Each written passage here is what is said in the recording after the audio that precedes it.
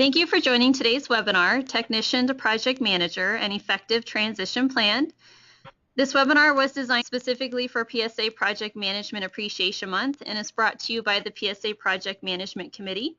The webinar will outline the various skill sets that your technicians will need to acquire when moving into a project management position, and as project managers, what you can do to support your technicians as they move into that position. Today we're joined by Nadeem Soya, a CPP and esteemed PSA Tech educator with over 30 years of executive and project management experience. With that, I'm pleased to introduce our guest speaker, Nadeem. Nadeem? Yes, good morning. Before I get started, I just want to make a general comment. We have half an hour. I will try to leave 5 minutes toward the end for Q&A. But when we talk about a transition between a technician to a project manager, I have to start by saying, if you look at the project managers now in the security field, I would say the vast majority, they came from the technical side. They kind of started as technicians and moved on to be a PM. And when we look at the whole transition plan and the way I want to break this presentation, I want to start with really defining, what's a project, which you guys know, and also talk about what the expectations for a security project manager. If we can start there and come back and say, how can we take somebody who's really good, experienced technician, or somebody in engineering, let's say, and get him or her ready to be a project manager. This one we call the transition.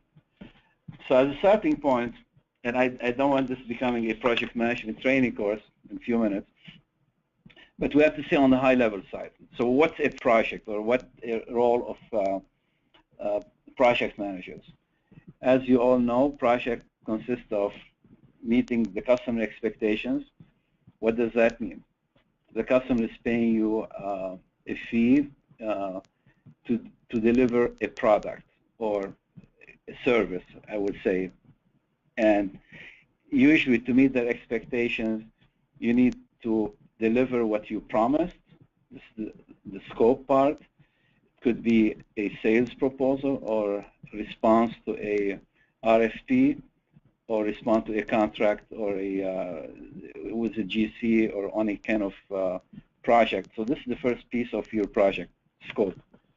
The second one, definitely you need to meet a budget. If it's a lump sum contract, fixed price contract, you have to bring it in within the estimated cost of the project on the material side, on the labor side. And definitely we need to finish it on time. So this is the classic definition of a project when we talked about scope, budget, and time.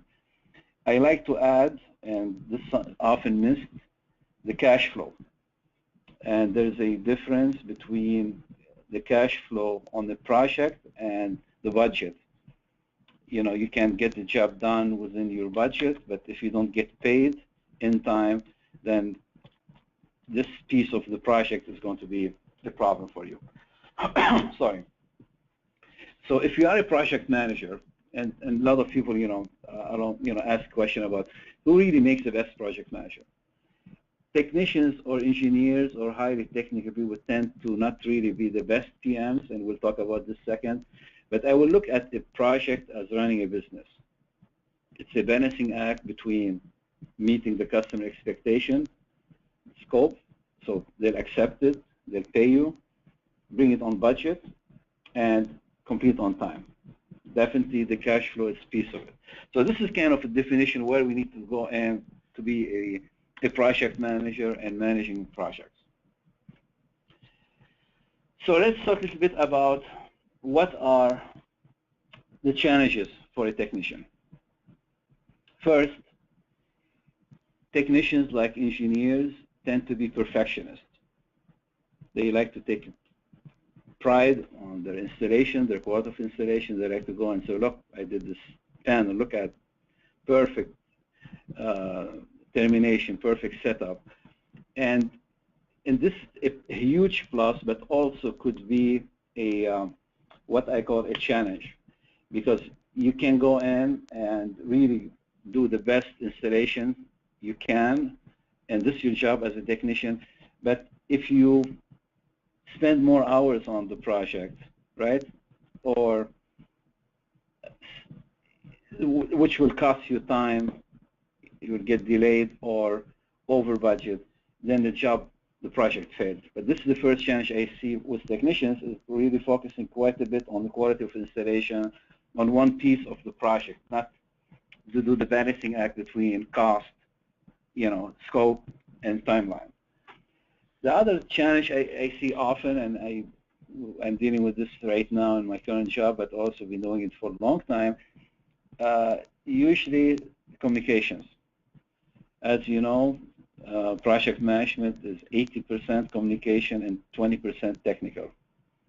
And technicians tend to be, they have an issue with communicating. Some of them, they don't want to, or they don't spend enough time paying attention to the communication piece of the project, and they're going to have problems. So this is one of the challenges, is how can you have an effective communication. And as you know, as a PM, this is where you spend most of your time talking to stakeholders. If you just take one typical project, I would say you might have at least 7 stakeholders. This is the external one, and maybe another 5 internal.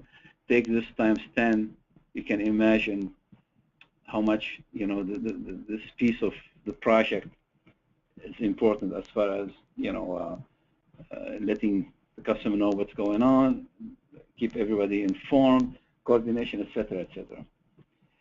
And definitely, when you look at the challenges for technicians, in addition to could be a poor communication, or somewhere the communication takes the first priority in a way,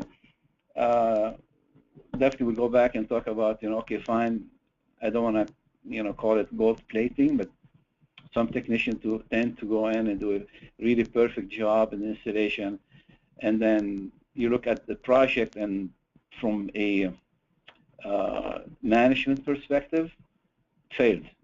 Yes, the customer is happy, he'll give you a call, wonderful installation, wonderful. And then you look at your project costing, you went over budget, and the job was not done on time. And this is where technically the project failed.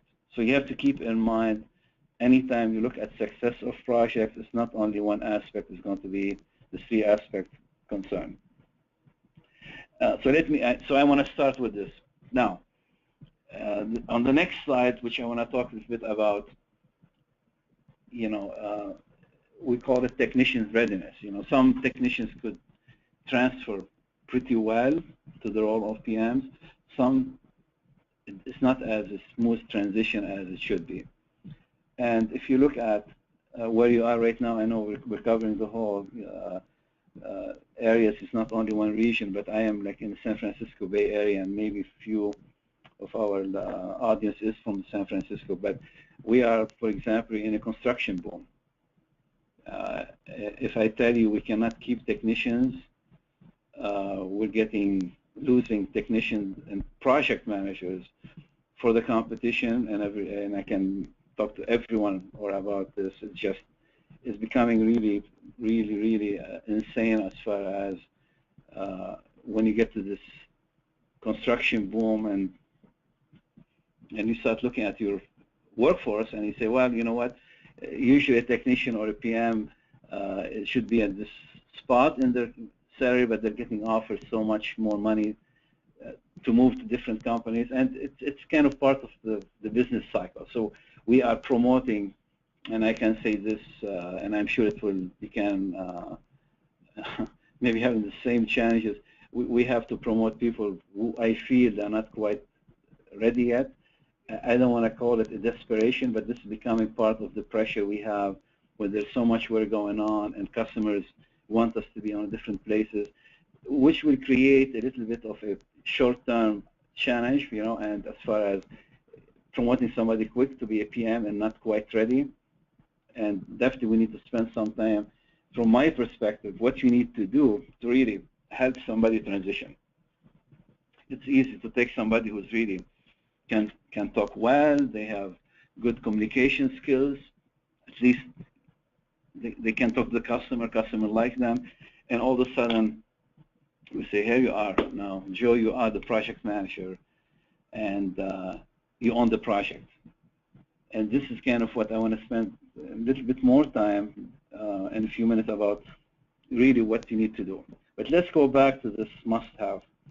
So I feel you need to look at, and I know there's some technicians on the call, and do a self, evaluation. We say, look, okay, how is my communication skills? Do I need to, can I talk, communicate in a clear way? This is the first verbal one. The most important one is written. Right now we do a lot of work via emails, and you need to be able to go and come across as you're professional. You don't make typos. You don't do something which is not, because when you become a PM, it's about power. It's about respect. And if you have weakness in this area, you need to really pay attention to it, double check. Don't send some emails. They don't make sense. There's typo on them.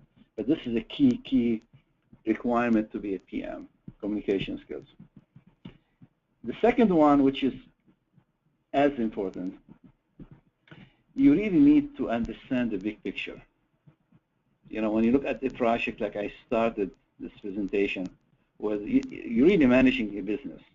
If you look at, and this is something called enterprise project management. If you look at every business you're in, it's really a portfolio of projects.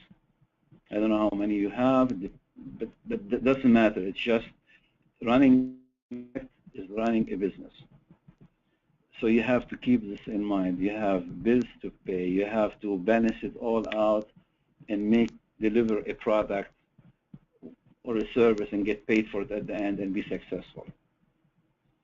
The most important one, and when I did this presentation, I did talk to a couple of good PMs we have who came from the field and had their input, because I felt I should get from their perspective how they transitioned, what was successful. I feel the key is you need to have a desire.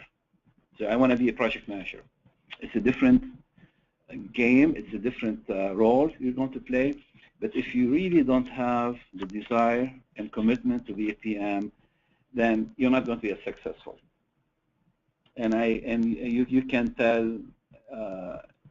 So the first thing you might want to do, go get a job description, understand what the expectation.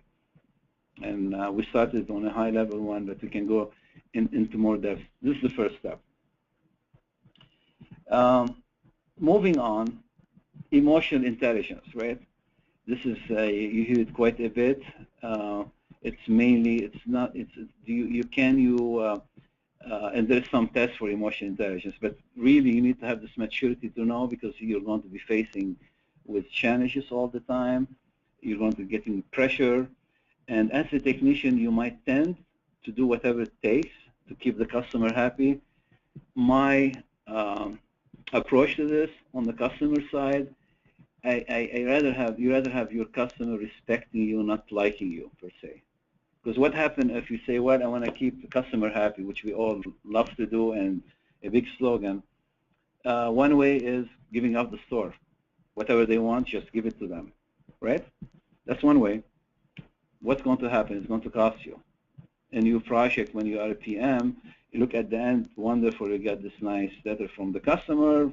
I like your PM, you did a nice job, they took care of me. And then you go to your operation manager or a GM and say, Joe, guess what? You went over by $10,000 on labor, you missed the material, and the job was delayed, and technically your project failed. This is really the big distinction between, meeting the scope and not. So it's a balancing act. So I'm not saying you should not pay attention to this. You definitely should. But I feel the challenge you're going to say many times, and I don't know how you're going to receive this, sometimes you have to say no to a customer. And believe me, it's not easy. I get pulled in on some jobs, and I know the customer asking stuff is not in our scope, and you need to go in and Say, okay, whatever it takes, you are, and take care of them. But if you can't say no to a customer, you're going to have real issues being effective PMs. I know the most successful PMs in my career, I've been doing this for a long time, PMs who can manage the customer in a way that they can say, hey, they never say I cannot do this, or it's not in my scope. You can say, yep, we'll do it, we didn't capture it in when we priced the job out. This beyond the scope, we can do it, and there is a cost. Can we get help from your end? Can we get compensated for it? But I feel these are, I would say, the top 5 you see on screen. You must have. It's not must have. You need to be ready. You must have, as a technician, to be a PM. Definitely, you might not have all of them, but it's nice to have them all. And you need to say, how can you say no to a customer? How can you go and make sure you improve your communication skills? How can you go in and understand the big picture? And we'll talk later in the presentation about what I call a plan, how a transition plan, going to training, whatever you need to do to get you ready to be a PM. Okay. This is where I want to spend a little bit more time and then open it up for questions. So before I get into the plan, so you need to say first, some technicians, they are not ready, they cannot be a PM, and nothing wrong with it. It's better to be an A technician than go be a C- PM and fail. And if you don't feel you're ready, you rather stay on the technician track and get to be the best than jumping into somewhere and fail about it. So this is the first thing. If you're a technician listening in, you need to ask yourself a question: can I do the stuff we just talked about? Now, as a manager, and we're promoting people, I feel very quickly these days, because we need them, you need to go in and say, are we setting this technician to fail? If we don't, and this is the next discussion, we're going to talk about what can you do to help somebody from the technical side to be a PM, right? The first one, assign a mentor.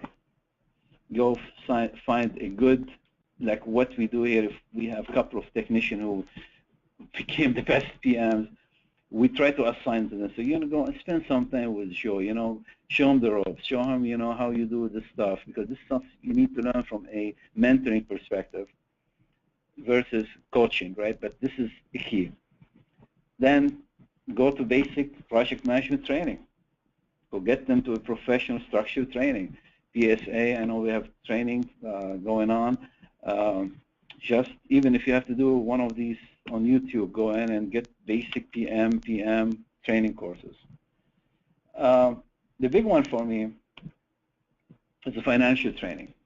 This is where I see a lot of project managers really don't do a good job, maybe don't get exposed to it, but you really need to understand how you make money, right? What's the difference between revenue and billing?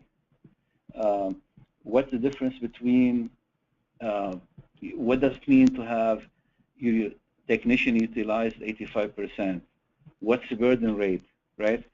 What difference between margin and markup? Because this is really a big piece of what you do as a PM, negotiating change orders, managing the job. So the financial piece, from my perspective, is very important. You need to invest in training them on the financial piece. The other piece of all of this, once you go into your own company and you have all these internal processes, right? Some companies, some PMs, they don't get involved in negotiating subcontract agreements. So you need to go through the process. What's the subcontract? The contractual side of the project. How can you, take your risk and pass it along to your subs? How can they be part of your team? This is a big piece of your training. Customer interaction, right? There's different way how to deal with customer. We get calls every day, upset customers. We didn't finish on time. Whatever happened. So this is a key piece of what you need to work on, a training curriculum to your technicians to be PMs. The big one, the huge one is time management. And there's some courses you can go in, how to set priorities, how to go in and manage your time. Any of us, if we put 60 hours a week, day in, day out, nonstop, there's something wrong. Unless over time we understand this, but you need to be able to go in, be able to delegate as well. This is another challenge for project managers. But this is part of the training. This is part of what you need to go and start, spending time, show them, how to delegate in an effective way. How you manage people don't report to you, right? This is another challenge you have. And, before I wrap this up in a quick way, and this came from one of my technician who's the best PM we have. He said, you know what? Maybe you should send them to marriage counseling. And I said, oh, what? What do you mean, right? And basically, to be a PM, you need to be mature, right? And definitely be able to accept negative feedback. So this is kind of a very quick overall plan. But if you look at all the steps we just talked about, it's not, it might take you a while, and some technicians are quicker, but try to cover all the basics on the screen.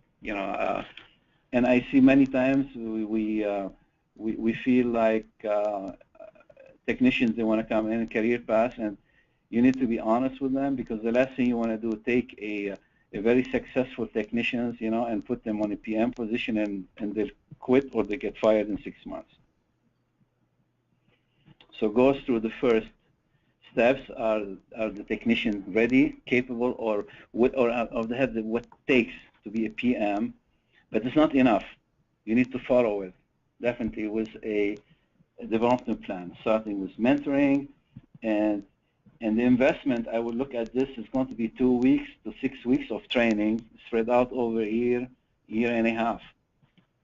Going back to my early career, back in mid-90s, when I was a PM at the time Landis & Gear Powers, which now is Siemens, I went to 6 weeks of training, the first, and I was a PM to start with, but they put me through 6 weeks of training the first year. So it does take a requirement and investment, but at least try to cover what we just talked about. Maybe the last one you don't need it, the marriage counseling, right? But on the serious side, this is something really you need to invest in, and not just get your technician in front of a project and tell them, hey guys, go run with it, and don't worry about this. Just make sure you finish on time. You sign off, you get sign off.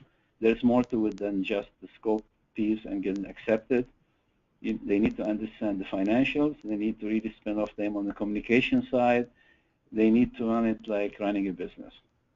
And this is kind of a very brief overview of the transition. Some of you listening on the call technician, it's a very exciting field. I feel you can grow, but you need to have the passion for it. You need to understand the challenges beyond terminating a panel and starting up the system and shaking hands with the customer and say thank you. There's more to it. You need to own the budget. You need to own the timeline. Make sure the stakeholders are informed. So there's a lot behind a project in addition to just the actual installation and work in the field. This comes to still 5 minutes left. So if you have any questions, you want to type it in, I can address it. I hope this will give you some feel, at least from my perspective, what you need to do to really effectively transition a technician or engineer, for that matter, to the role of a project manager. Thank you, Nadeem. And we do have a question from the audience. The question is, do you recommend any particular project management training programs, such as PMP, to develop the project management skill set? PMP, I tell you, and I don't want to promote just the PSA, but I feel what we do if you have few options. You have PMP, which is more focused for the IT business, but this could be one certification. But if you go and, especially on the security side, you have the PSA, definitely we do the training with the PM, NSCA, I get involved with them on some training as well.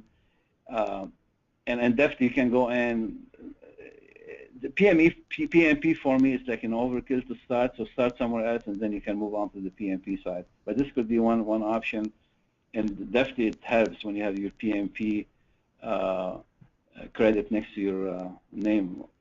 It does help, yes. Okay. And as far as the time management is concerned, is there any way that project managers, and I know working on projects, their time is valuable in and of itself, but is there a way that project managers could really assist the technicians to bring to light that this is a skill set that they could work on, and here's how they could work on it, you know, maybe at the next project? Yeah, I mean, first of all, when you look at time management, you can Google this. There's so many courses. They take you through a different quadrant and all of this. But I feel, yes, if you're a PM and you're working with a technician the key is, you know, where you sit in and say the 20/80, you know, where you want to spend your time most effectively. And people tend to go and stay silos, look at one problem, stay with it till the end, and then look behind and say, oh my God, the job is gone, you know, the time wasted. So setting out priorities, and whatever we do in our business, you're going to crash some projects. Some jobs are not going to be done. This is what we do. It's not a failure, and you need to manage it. So this will come with instinct, but definitely it's feedback. Like if you're spending 2 hours on troubleshooting one item and it's not going anywhere, I will move on to a different aspect. Time management is key, but also delegation. This is another challenge you have. You need to be able to delegate. You cannot do it all by yourself. You need to have a team around you to delegate. Okay. Yeah.